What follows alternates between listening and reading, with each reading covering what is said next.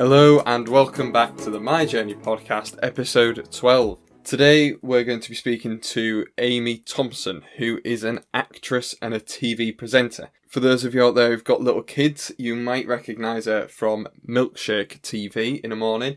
I really enjoyed this interview because I didn't know much about the industry in terms of TV and acting. So I had quite a few questions about that and how it all works. But ultimately, as ever, Amy takes us through her career. And I think it's absolutely fascinating, the journey she's taken, working with one of her idols in the playwriting world, through to being part of a national tour of a very well-known play, and then obviously that transition into TV. But before we get into the interview, I'd just like to say thanks for everyone's feedback so far on this. It's been absolutely brilliant. If you yourself have got some feedback, then let me know on social media. I'm at the MJ Social on Facebook, Twitter, and Instagram. And I'll remind you at the end, but if you enjoy this, please don't hesitate to leave a review on whichever platform you're listening on. It does actually help in a couple of ways. One, it makes me know that I'm doing what you guys like, and secondly, it helps us reach more people. So yeah, if you wouldn't mind doing that while you're listening, that'd be absolutely fantastic. But for now, let's get into the interview. Here's episode 12 of the My Journey podcast with Amy Thompson.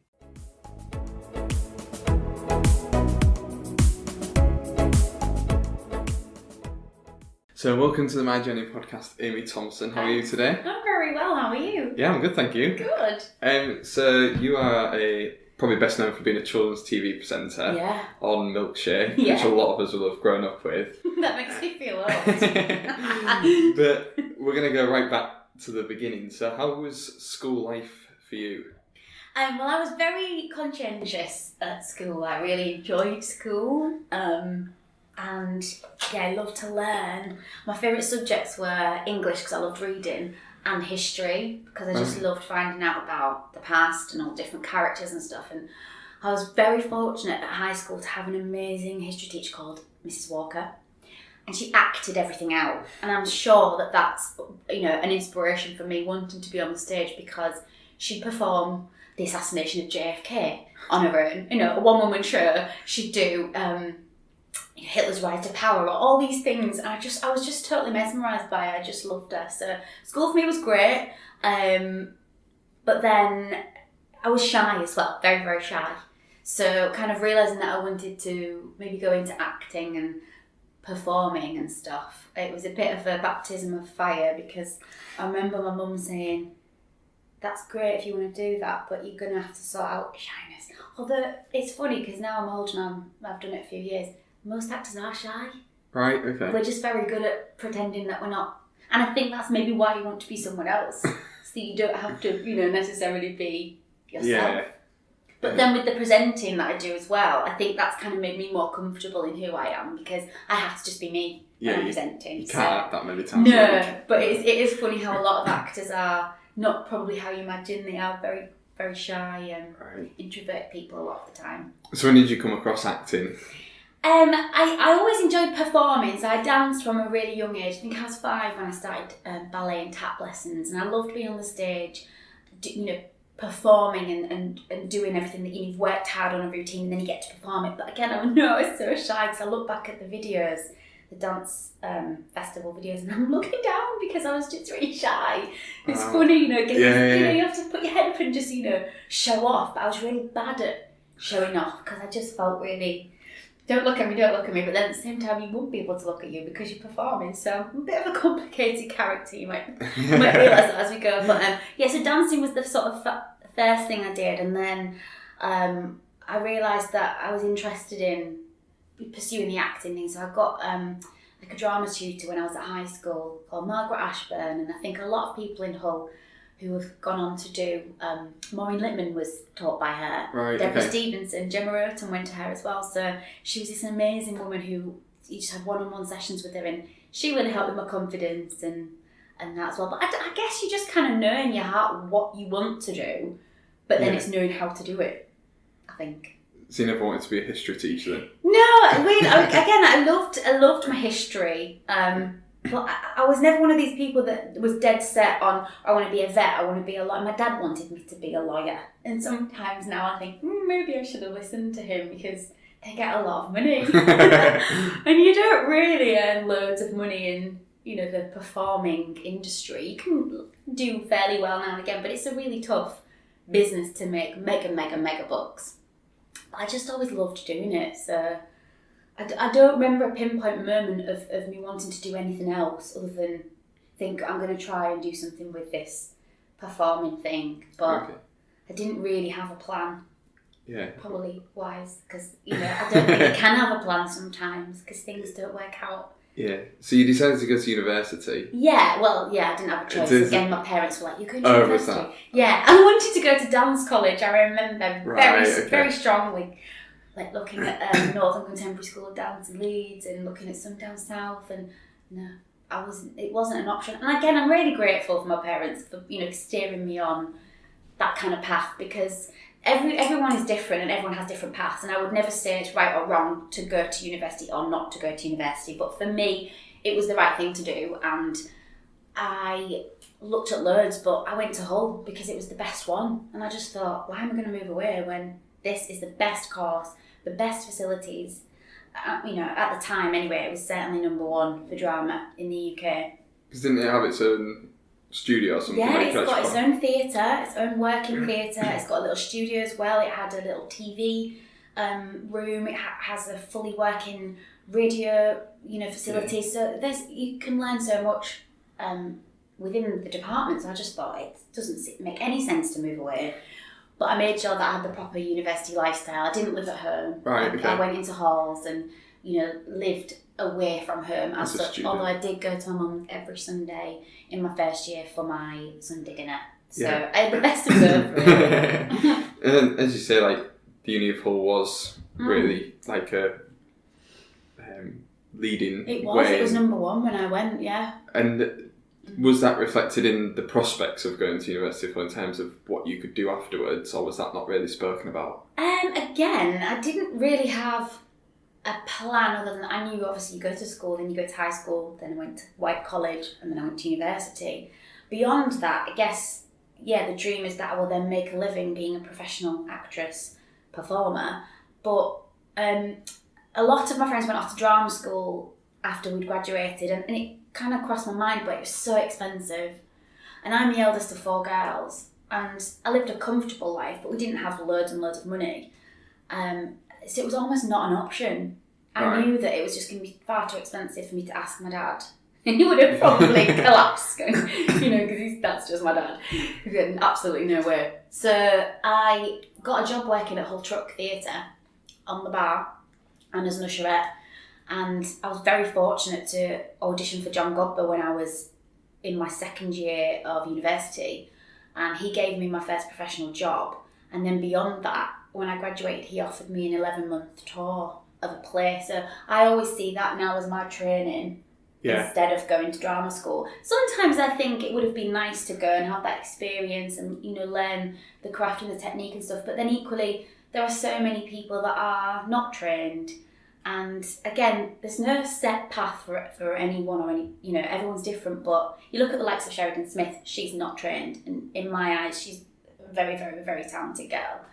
I think you've either got it. I don't think you can be taught it necessarily. You can be taught discipline, and you can be taught how to, learn lines properly, and you learn your lines, you turn up on time, and you're always nice. That's, I think, the biggest thing anyone could teach you about the industry as such. And sometimes I think you don't need to go and train for 2 or 3 years to learn that. You can learn techniques on how to project your voice and how to do accents, but I think you can do that on the job as well. You can learn as you go, and that, certainly from my experience, I've learned so much from the people that I've worked with and the jobs I've had, that I see that as my learning on the job. I guess like an apprenticeship. Yeah. So for someone outside of the industry, my question would be, what's the difference between studying drama at university and going to a drama school? What's the kind of key differences? Mainly, it's more academic when you're at university, so you study different types of theatre and from a more academic point of view rather than a practical point of view, because my degree as such I wasn't really judged or graded on anything practical. It was all academic, but all the practical things that I did were extracurricular, and in hindsight they're the things that for me, I took the most out of. you know, the stuff that you get involved with that you don't have to, but of course you're going to make the most of it when you're only there for 3 years and you've got these amazing facilities right, you know, in front of you. So I think that's the main difference. It's more academic at uni and it's more sort of practical training at a drama school. But again, I have never been to a drama school, so I can't say because I have no experience of it. My sister went to drama school. And, you know, again, there is a part of me that thinks it would have been interesting to see what it would have been like, but it's so expensive. Yeah. It really is insanely expensive. I don't really know why it's as much as it is. It's worse now as well. You know, 15 years ago when I was thinking about going, it was nowhere near what it is now. So, you know, it's tough. But I think, you know, you go down whatever path you kind of fall into, and for me it was a no-brainer. I couldn't afford to go to drama school, so it wasn't an option. Yeah. So I made it work in a different way. But I think in my industry, you know, you don't have to train. You don't have to have a degree. Yeah. You know, it's not like being a lawyer or a doctor where you need the qualifications. I think it's good to have them because it gives you a grounding in other things. You know, if you've got a degree, you can do something else while you're out of work, because that's the hardest thing about the industry that I'm in. What do you do when you're out of work? Okay. For money to pay your bills and for your sanity, because you know, what do? You're not able to do what it is you love doing and what you're good at and what you're you know, made to do. So for me, that's always been, and my friends in the same business, we always say that's the hardest part to nail, is what you do to keep yourself occupied and happy when you're not in work. Is that probably why most people give up on the dream? I think so. I think as well, you know, in this day and age, it's really important that people do talk about mental health way more. You know, I've had my own struggles, issues with it, because it's so frustrating to not be able to do what you love doing and know that you're good enough to do it, but for whatever reason, it's just not working. So I've been very, very lucky. I'm touching wood as I say that. You know, I have been very fortunate and very lucky, and the opportunities I've had have worked out. But there has been periods where I just haven't had work for 7-8 months, and it's hard because you don't know when the end is, and it's hard to keep yourself positive and motivated, and it's very easy to kind of sink into a little bit of a depression. But it's very normal. And when you talk about it to your friends that are in the same business, and lots of other businesses as well, but it gives you a comfort to know that it's part of the process of it, and it's about keeping yourself happy. And for me, I found work is very important, and work is, you know, we need work to feel fulfilled and to pay our bills, but it's not everything. And for me, that was the key. You know, my job is important to me, but it doesn't define me. So if I'm not working at the time, I'm not a failure, you know, because I've got other things in my life.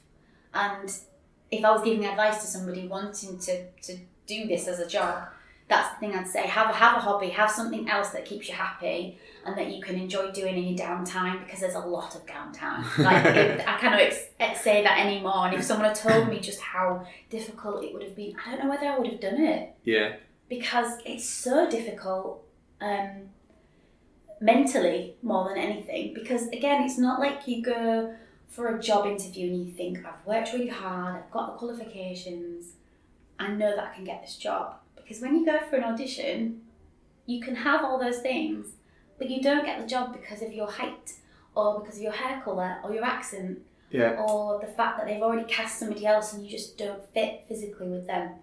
And again, that's something that you don't ever know about until you do it. And when you realise, oh, it's not my fault, it wasn't because I wasn't good enough, it just wasn't meant to be. That's the hardest thing to accept. I would say it's not always your fault. And you know, when you're at university and you're amongst all of your peers who are obviously all aiming for similar things, if not the same. Yeah. How does that help you in terms of, like you said, you were quite shy. Is there a point where it kind of switched for you where you went, actually, I've got to come on my shell a bit here, because if I don't, these other people are going to start getting these jobs? Definitely. And how does that work as like a dynamic between a group of people who are working together, but also very much competing? It was interesting for me because I remember there was a programme called The Biz, and it starred Paul Nichols, and it was on the BBC, on CBBC, and I was about 14 when it came out, and I loved it so much because it's about a group of kids who went to a stage school, and I was talking to my mum about how amazing it was, and that was the point when she said, we need to sort of sort out your shyness then, because you're never going to be able to push yourself forward if you're painfully shy. So I always look at that programme as sort of the switching point to go, yeah, I need to be a little bit more outgoing. Then when I went to Wyke College, I came out of my shell a bit more. But it was really university where I think I came into my own, because I was surrounded by people. And I'd never had this in my life before. At high school, I went to a girls' school, and then I went to Wyke. And I had a lovely group of friends, but you do notice jealousy and all that, which is human nature, it's life. But I didn't have that at university. I was very fortunate to be surrounded by a group of people who were really supportive of each other. And there was none of that, which isn't the world that, is the real world of performing, because there is a lot of jealousy and there is a lot of competition, but again, there is in lots of jobs. Yeah. I was fortunate to be surrounded just by a great group of people who supported each other, because we didn't all want to be actors. A lot of people in my year group are now producers. My friend James Graham, he's a writer. I mean, he's done amazing. I'm so proud of him. Maybe I should have been a writer, because that's obviously, how you're making money. Well done, James. But, acting, writing, producing, directing, casting as well. Some people have gone into casting, so it's all within the same sort of realm. But I think because we didn't all want to perform, and maybe because it was university, not a drama school, it never felt threatening. Or obviously you audition for parts and you either get it or you don't. But I was always really happy when my friend got a part over me, because I thought, she's going to be great. I would have liked that part, but she's my friend and she's got it. Yeah. Which I'm very lucky to have had that experience, because I know that's not the norm. Yeah. But I think it made me feel comfortable to really explore what I wanted to do in a supportive environment. And I suppose other people who are doing the same thing telling you you're good at what you're doing must be a lot better than someone who's working towards being an accountant saying you're doing a really good job, because you're like, well, what do you actually do you actually understand that what I do? Maybe. I think as well, my experience of university was a bubble. I think it's probably the same in a lot of drama departments, or certainly drama schools as well. It is a bubble, so you're so busy, engrossed in your world of loveliness, and and it was a bit of a shock when we graduated, because then you're into the real world, and there's not just 30 of you competing for a part, there's 3,000 of you, and that was a huge shock, because it's so different.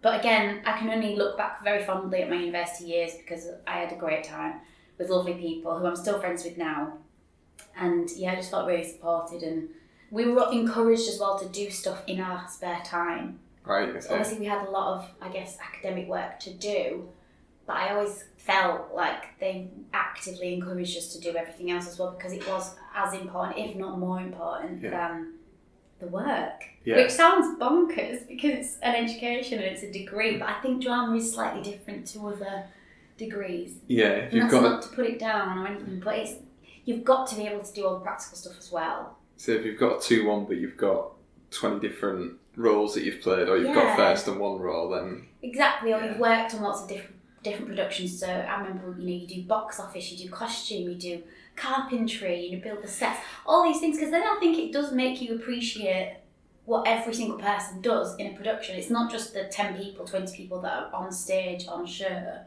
There's a whole group of people that work hard on a production. So I guess as well, it just makes you more. What's the word? Just more supportive and more aware that it's not just about you. Yeah. Because I think as well that it's a cliche, but you don't want to be carried away with thinking you're really important and you're more important than anyone else, because you're really not. It's a team. From the people that sell the tickets to the people that clean the toilets after everyone's gone home in the theatre. So I think as well that experience for me just makes you appreciate all of that, and that's so important as well. And you said you got your first job with John Godber, who's like a very well-respected playwright. Yeah, he is. How was that experience? It was surreal, because I grew up reading his plays, studying his plays, going to the theatre, watching his plays, and then working in the building and seeing him. I remember seeing him, I was terrified, because it was John Godber, and he's such I don't know if you've met John, But he's a big guy. He's very tall. He's like 6'5", I think. He's a big guy. And he'll laugh hearing me say this if he hears me say this, because I was terrified. Absolutely terrified. I was in awe of him, but also he has a presence about him. And when I plucked up the courage to ask him if I could audition for his next production, because I'd heard a rumour that he was recasting, it was a show called Thick as a Brick. Right. And it was a musical set in a high school, and it was 3 girls. And one of the girls who'd done the previous tour was not available for the next stint of it. And I'd kind of heard this, so I thought, right, I'm going to have to be brave and ask him if I can audition.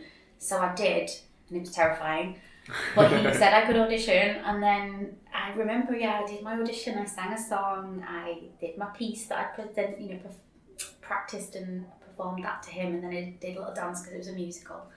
And I got the job, and again, it all happened so quickly, but it was obviously meant to be, because I've done very well out of it since, and John's a really good friend now. I've worked for him many, many times, and I love working for him, and I feel so fortunate that I was in Hull at the time when he was at Hull Truck as the artistic director, and I was at university, because if I'd have gone to a different city, that would have never happened. So it's really funny how you look back and you think, I'm really glad I made those choices.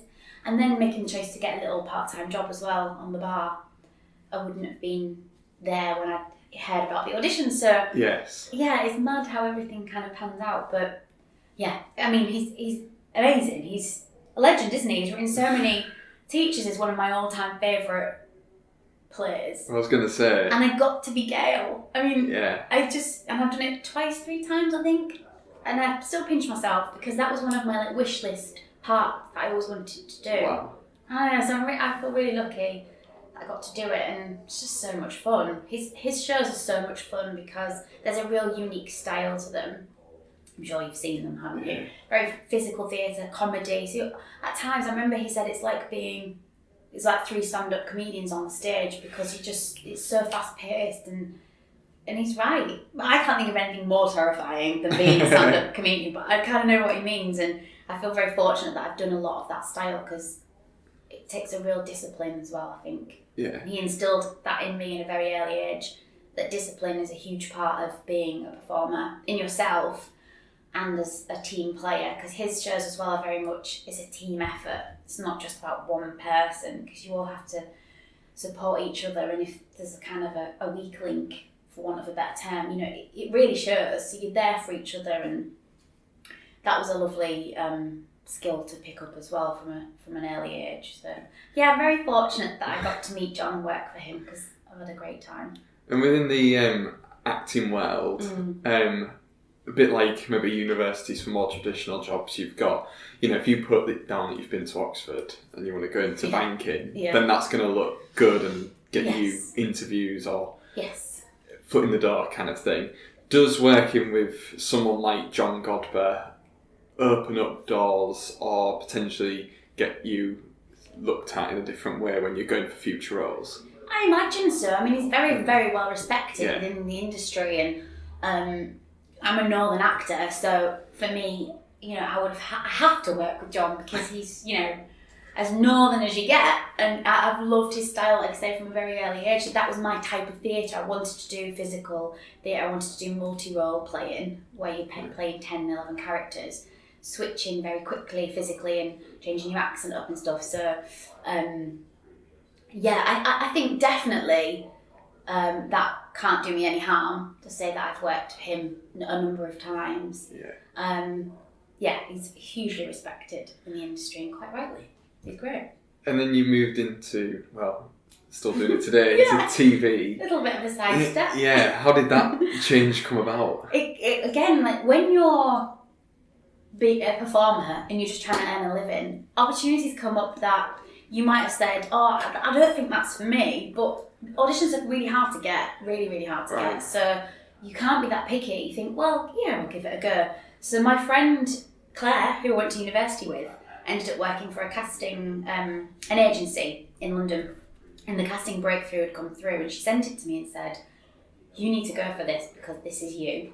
And I'd never heard of milkshakes. I think unless you've got little kids under 5, you wouldn't know what milkshake is. And quite rightly, why would you be watching that?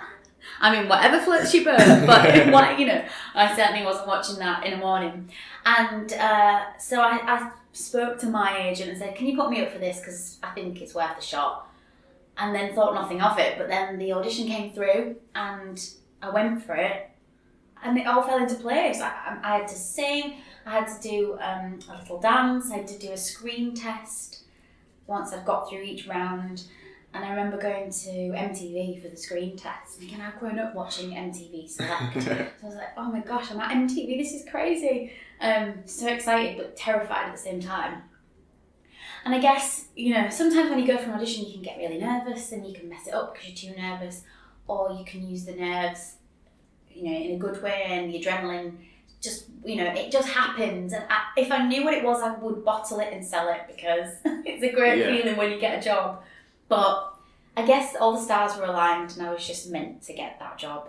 So equally, I've done a lot of children's theatre at Hull Truck over the years, and I think that probably helped me as well, because they were wanting a new presenter for the screen, but they also wanted someone that could sing and dance and do the theatre tour that came alongside the particular job that had come up. So I think my skills that I developed on stage at Truck, particularly with the kids theatre as well, doing the Christmas shows at Hull Truck, it definitely helped me get a step up on other people who maybe didn't have the theatre experience. But again, I do think naturally when people meet me, they say, oh, you know, you that's just you. And it is. I think you can't fake it. Yeah. You have to be authentic. You have to naturally have that energy and have that warmth that people connect with. Because if you try and fake it, I think it's just a bit annoying. I'm sure there's people out there who think I'm annoying, and that's fine. But I try not to be annoying. I'm just very silly. And without giving away any of the magic secrets of TV, yes. But how has it changed over the years? Like, because obviously TV in itself is going through quite a revolution with like on demand and stuff. It's very different. Little kiddies, it might be a bit different, but how is it? Is there anything in particular that's changed since when you started to now that you've noticed? I've been doing it 10 years, which is a long time, I can't believe, but it's been 10 years, on and off, of course, because I've gone off and done different theatre jobs in the meantime. But I think, you just hit the nail on the head. There's so many more channels now. People watch television in a very different way. So you have to adapt to that. I mean, we're still, I think there's us and CBeebies that are on sort of like the terrestrial channels, if that's still a word that people use. And people do still live their lives by that. They like to put it on, see the time in the corner and think, right, we have breakfast when Peppa Pig's on, then we need to leave the door when Shimmer and Shine are on, because, you know, they set their lives by that morning routine, which I think is nice. But we have a YouTube channel now because, again, digital, it's so different to even 5 years ago. So I think, we've adapted in that way. But luckily, Milkshake has a great bunch of programmes. You know, I watched Fireman Sam and Thomas and Friends when I was little, and they're still there. And that shows that, you know, they're still strong brands. So I think that helps, that we've got good, strong brands as well. But you just have to adapt move with the times, I guess. The introduction of HD as well, that's lovely, because you said you can see every single line and imperfection on your face. Brilliant. But, you know, that's changed as well. The cameras are different and all that kind of stuff. You just adapt, don't you? You just have to go with it. And that's really cool. Yeah. And then you said just then about the fact that you do sometimes take a break to go do a show or something. And one of those, I'm assuming, would have been for Monty. Yes. How was that? Because that's like a huge show. It really was, and it was so different to Milkshake. It was a very, very different world. And I remember laughing because I would go and film my Milkshake mornings still when I was on tour, when I was able to get to London, obviously, to film. Because if I was in Glasgow, there's no way I could get there and get back for the show at night. But I was really chuffed to be involved in. I mean, it's a Yorkshire. It's like a jewel in a crown, isn't it? It's such an important story for Yorkshire, and I know it's set in Sheffield, but it's a great film. I loved it, and when the opportunity came up to audition for it, I really wanted to be a part of it. So, I was chuffed to bits to get it. It was hard, really hard work, because you're on tour constantly. Each week you're in a different place. You only have one day to kind of come home. get your new case packed, put your washing in, and see your friends and family, and you know that was hard because you're really happy to be in work and earning money and doing what you love, but you have to make sacrifices as well. And again, no one tells you that, no one teaches you that. You know, sometimes things do suffer, relationships suffer, friendships suffer because you just haven't got the time and you're away. But it's all part and parcel of the job, and it's not forever. So it was a 9-month tour with a little break for Christmas, but I went and did panto in that break, so I didn't stop, which is probably a bit crazy, but no, I loved it. It was a really great show to be a part of, and yeah, huge tour. Is it a big production as well? Massive production. I mean, the set was incredible. The way it had been designed was just so inspiring because it didn't change. It was the same set the whole show, but the way they changed the lighting and the way it had been directed and staged was amazing.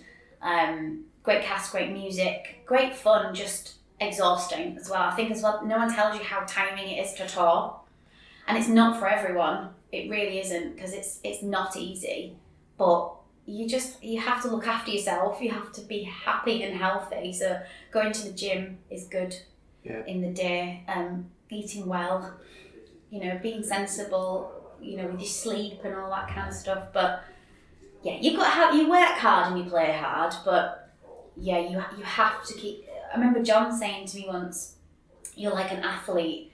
You actually do have to think of yourself as an athlete. You have to look after yourself. You have to set yourself in the day, like eating at proper times, getting up at a decent time, and because you're preparing for your race, I guess, at the end of the day when you go on stage and do your thing." And yeah, again, I would never have known that had I not worked with him and worked with other people. So all these things that you just don't ever think of. You never think of an actor as like an athlete. And all these athletes are like, come on, no way. But I guess I'm just talking about the mindset of an athlete. You have to be very disciplined, and because if you're not well and you're not healthy, you can't do your job properly. No.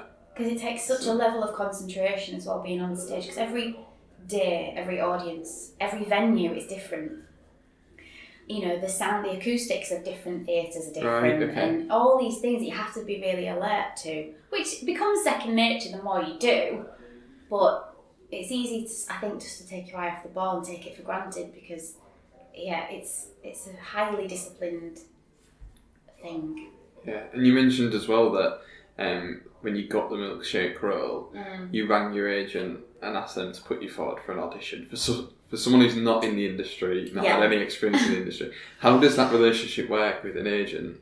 Because obviously for people like myself, Joe Blogs, kind of general jobs, you go find the work. Yourself, but obviously you're changing roles and stuff like that a lot more on a more regular basis than someone who's staying in a job for life kind of thing. Yeah. So how does that work with an agent then? Do you find them? Do they find you? Well, I guess on paper you have to have representation to be put up for jobs because there's so many people competing for the jobs that if you are not represented by an agent, it's an easy way, I think, for casting directors to disregard you. Yeah. Which, right or wrong, you know, but I think you definitely need an agent to be seen in the first place. But the relationship between you and the agent, I think, to have a healthy one is to work together. So you can go off and look for opportunities and then say, I found this, we put me up for this. And equally, you'd like to think they're doing the same for you. They're looking for things that are appropriate to you. They're putting you up for jobs that they think you've got a good chance of getting. But it's really hard because, again, for every job, there's probably 2,000, 3,000, 4,000 people that are being put up for that job. Yeah. And so they can't see 3,000 people. They have to cut it down to maybe 50. And that's hard. So a lot of the time, you can think, oh, my agent's not working hard enough, or I'm not working hard enough. But sometimes, you know, they are. It's just not working out. But I think, for the milkshake thing, certainly I had a feeling that I was right for it.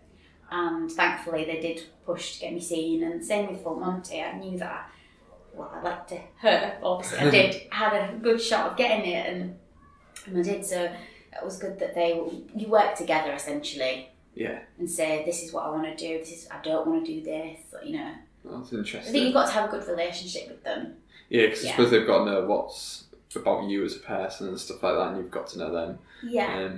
But that's quite interesting because obviously for of course, it's we don't work. World, and I think I read a short interview you'd done with the uni. Yes. For the alumni kind of thing. Oh, yeah. And I think you said something like earning a living from a hobby. Yeah. How's that to like literally say like the thing that you enjoy, you do as a hobby, I know, you've been able to make money from? It's crazy. I was saying this to someone the other day. You pinch yourself because that's the dream, to make a living out of your hobby. But I actually have pretty much done that for 15, 16 years now. And yeah, I feel very, very fortunate. Again, it's not always been easy. You have your ups and your downs, but yeah, I mean, really lucky. But I've worked hard as well. I think you have to keep motivated and keep pushing yourself forward. I'm not as good as some people. They call it networking, obviously, in any job, but I don't really like it because I always feel like you're sort of like saying to someone, "Oh, give me a job," and you don't want to do that, but sometimes you have to because that's the way it works. But I'm not very good at all that. I always feel a bit uncomfortable doing all that. But I think again, it's just believing in yourself enough to think that I can keep doing this. I can keep paying my bills from something that essentially is a hobby. And I just feel lucky, You said as well about like when you were at university, you were in a bit of a bubble. Everyone was really nice and supportive and things like that. You said it's slightly different out in the real world. What is it actually like in that world of both acting and television? Is it as cutthroat as people like you hear the horror stories and things like that, or is it actually quite a supportive person? It's just some bad apples? Yeah, I think it can be. I guess it's the same in any job. Like, there are nice people and there are not nice people, and that's just life. But generally, I've been very, very lucky to work with amazing people, lovely people, like-minded people like myself who are there because they love it, they're passionate, they're there for each other. You appreciate that you're, in a team, especially when you're putting on a production. You're all doing it together. You have to support each other. You're not always going to get on with everyone, but you don't need to, be mean. You just be kind. Same in Milkshake. I'm very fortunate to work with some great people who are genuinely my friends off screen as well. But sometimes personalities clash. But it's just life, isn't it? You just have to make it work. But yes, there are people I think who are cutthroat and would do anything to get a job. But you can't stop that. So you just have to accept that that's the way some people are. But now I'm a bit older and wiser. I just step away from that. I try not to get sucked into that negativity or that sort of, because it makes you anxious. It can make you a really anxious person. Again, you only learn from experience, but sometimes people are in it for the wrong reasons. But again, as in any walk of life, that's going to happen. It's just about I think it's about creating a little bubble around yourself as well, just to protect yourself and know if you've got a good, strong core of friends and family and you know you're a decent human being. I think that's all you can hurt for, and then everyone else will just behave in the way they do, and you almost have to just like bat it off. And sounds like you've got to be a bit streetwise as well. You do. It's hard. I mean, I'm a very sensitive person. I think a lot of actors probably are. I'm a sensitive, emotional person, but you have to toughen yourself up, and you have to remember a lot of it is not. You can't take it personally when you get rejected. Like I said before, you can't take it personally because most of the time it's not your fault. But knowing that and accepting that is very, very difficult. But the quicker you can, the better you are mentally, because then you just don't take it on board as much. And again, with people, if you don't get on with somebody, I mean, again, I'm really fortunate to get on with most people, but there has been people that have found difficult. But you just have to go. That's just life. Yeah. You just find a way, and you just kind of go. I've got great friends, I've got great family, and this is just our job, and it'll end, and then you move on to the next job, and. Yeah, but it can be. Yeah, there are some people who probably stay well clear of.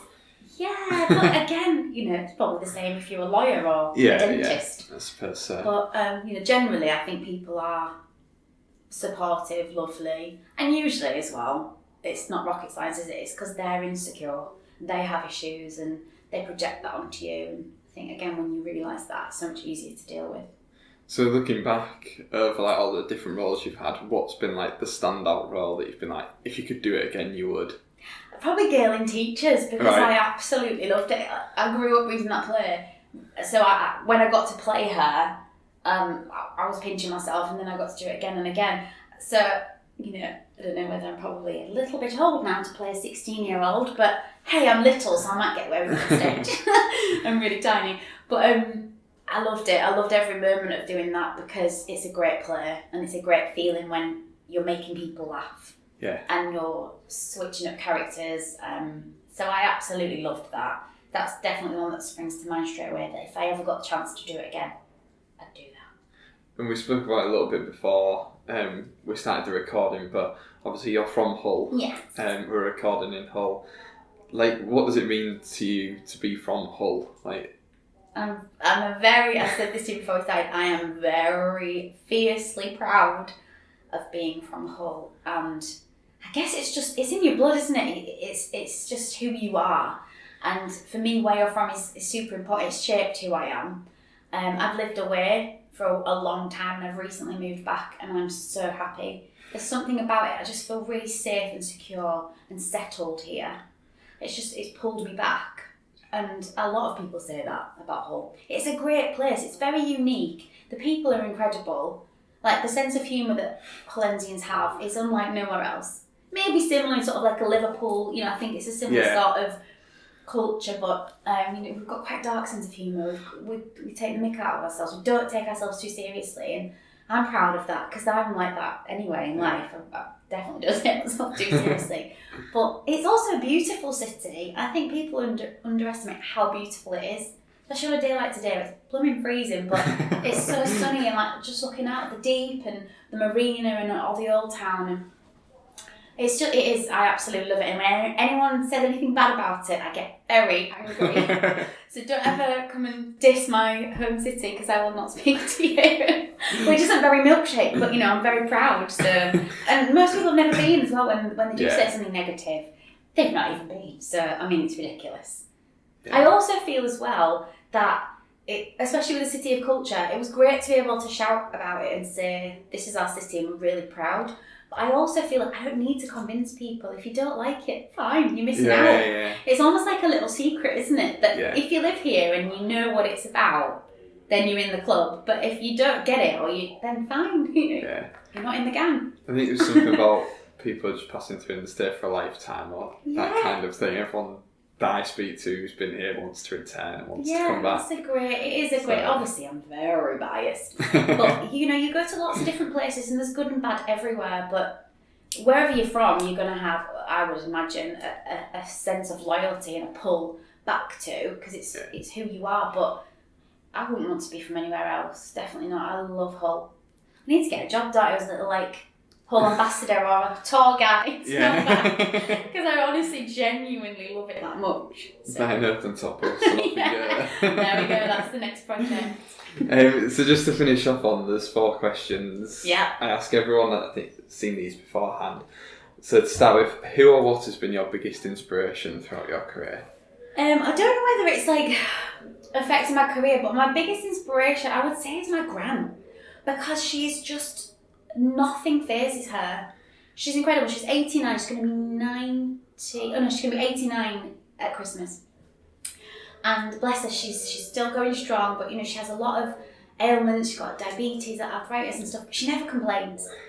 She's like the strongest woman I've ever met, and she inspires me just because I just think, you just got to get on with stuff. She's lived through the war, and I think as a young girl, that's probably why the way she is the way she is, because she's seen all of that, so she doesn't get stressed, and I love that, and that inspires me every time I see her, because I just think, what a way to be. She's so strong. Yeah. And whenever I've had difficult periods in my life, she'll bring a tear to my eye, just something she'll say about, being strong. And so I would say my gran. That's really But nice. I think she's not an actress, or none of my family are. I don't know where I get it from, apart from my younger sister who followed in my footsteps, but then became very wise and set up her own theatre company and has done amazing. She's got it's called The Herd Theatre Company, and they're a local.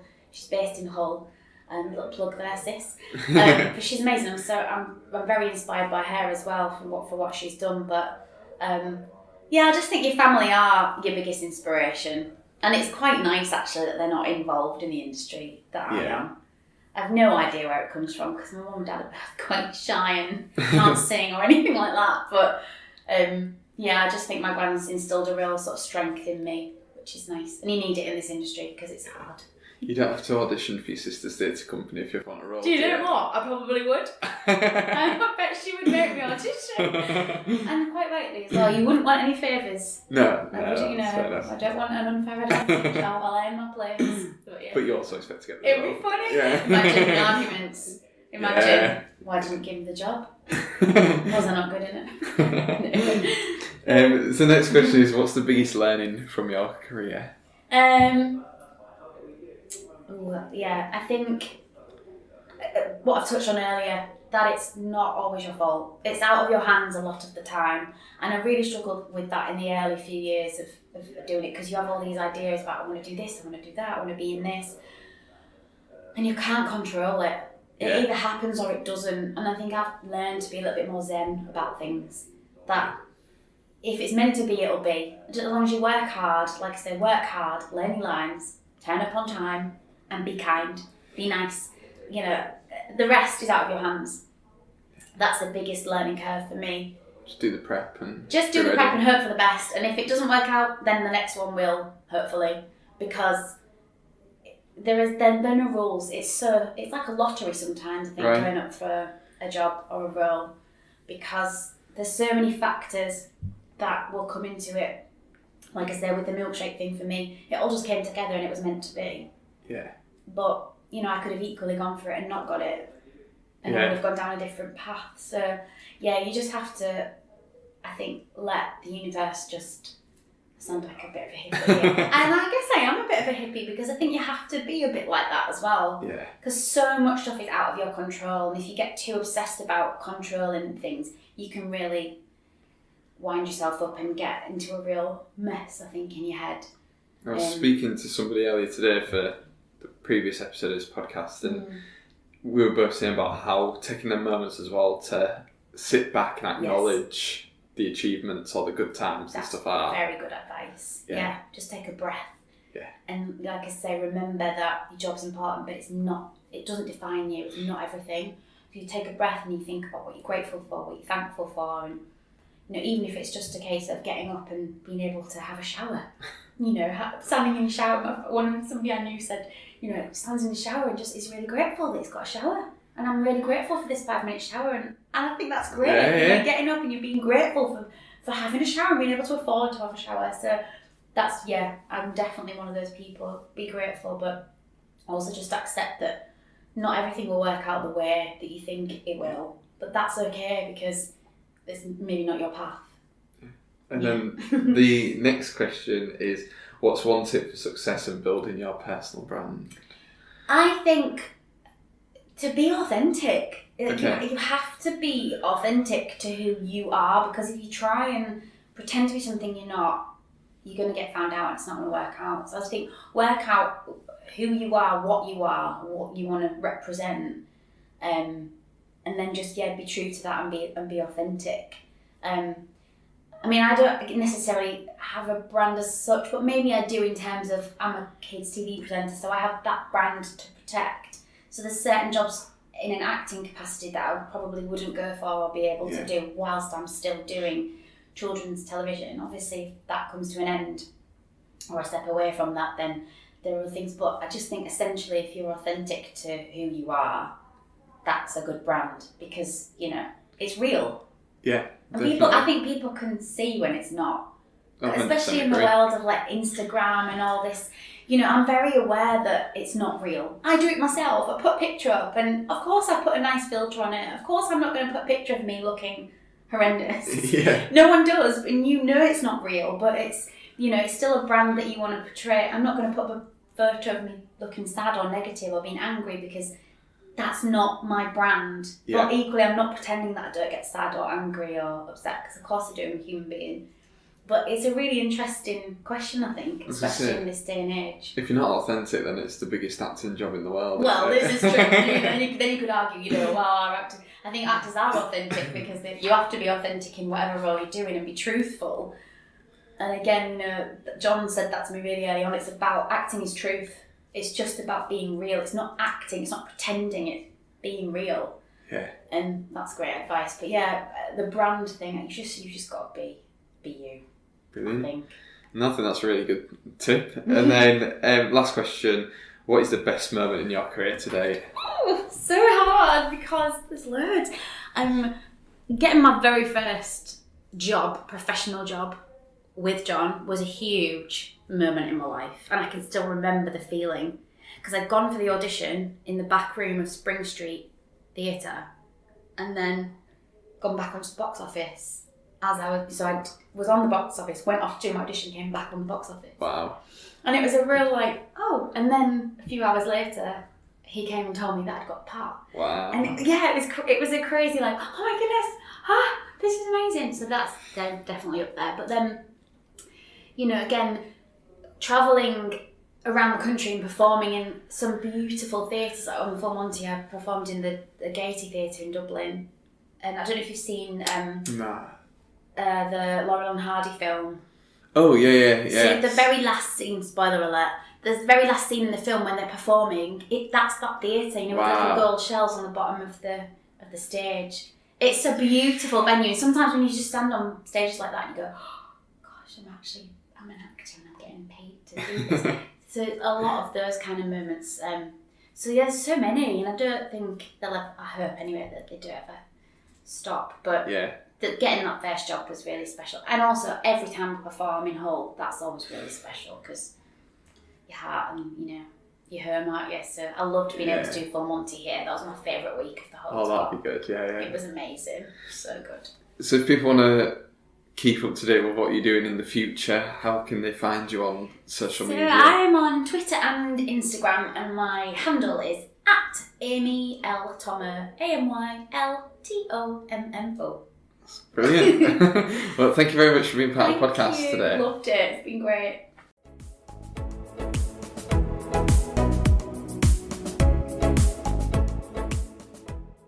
So there you have it, an interview with Amy Thompson, the Milkshake TV presenter and actress. I thought it was great to find out more about the industry and Amy's journey through it and how she is now doing something that she loves. I think no matter which industry you're in, you can definitely take something away from that. The fact that she's followed her dreams, worked hard, got within the right circles. Overall, a really positive story.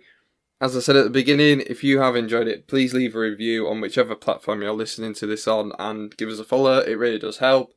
It'd also be great if you have enjoyed it, if you could share it with a friend. It just helps us spread this podcast as far and as wide as we can, and every extra listener means the world. And if you do have any comments or suggestions for future guests, drop me a message on social media. That's @TheMJSocial on Facebook, Twitter and Instagram. But until next time, thanks for listening.